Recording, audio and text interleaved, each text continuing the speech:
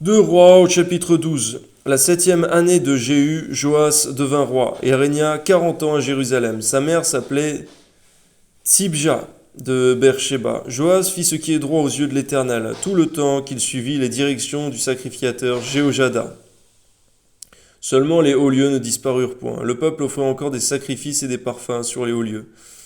Merci Seigneur, parce que Joas, Seigneur mon Dieu, avait, Seigneur, un parrain, Seigneur, qui lui permettait, Seigneur mon Dieu, de recevoir de bons conseils. Amen.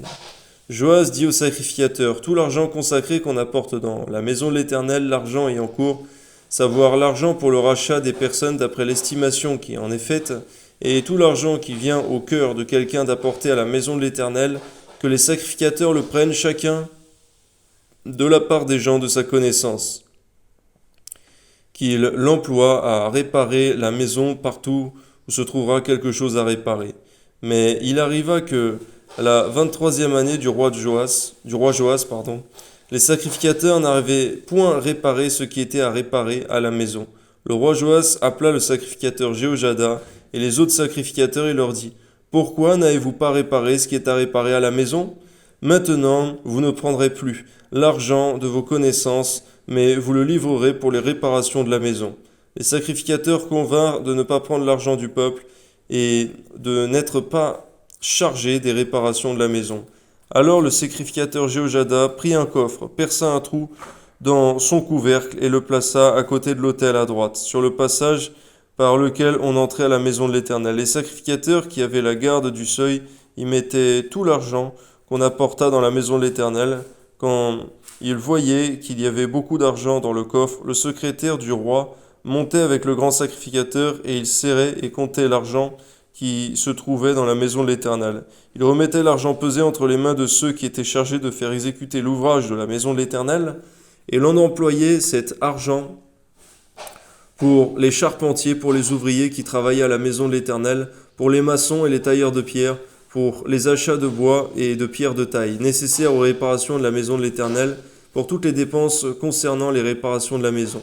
Mais avec l'argent qu'on apportait dans la maison de l'Éternel, on ne fit point pour la maison de l'Éternel, ni bassin d'argent, ni couteau, ni coupe, ni trompette, ni aucun ustensile d'or ou d'argent.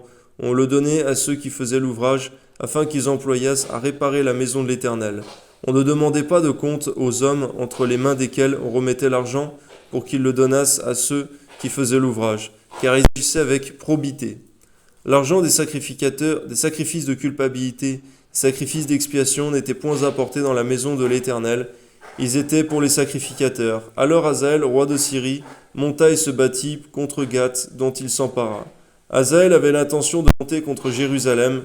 Joas, roi de Juda, prit toutes les choses consacrées, ce qui avait été consacré par Josaphat, par Joram et par Acasia, ses pères, roi de Juda, ce qu'il avait consacré lui-même, et tout l'or qui se trouvait dans les trésors de la maison de l'Éternel et de la maison du roi. Il y envoya le tout à Hazaël, roi de Syrie, qui ne monta pas contre Jérusalem. Le reste des actions de Joas et tout ce qu'il a fait, cela n'est-il pas écrit dans le livre des chroniques des rois de Juda? Ses serviteurs se soulevèrent et formèrent une conspiration. Ils frappèrent Joas dans la maison de Milo, qui est la descente de Silla. Josacar, fils de Chiméat, et Josabad, fils de Shomer, ses serviteurs le frappèrent, et il mourut. On l'enterra avec ses pères dans la ville de David, et Amathia, son fils, régna à sa place. Amen.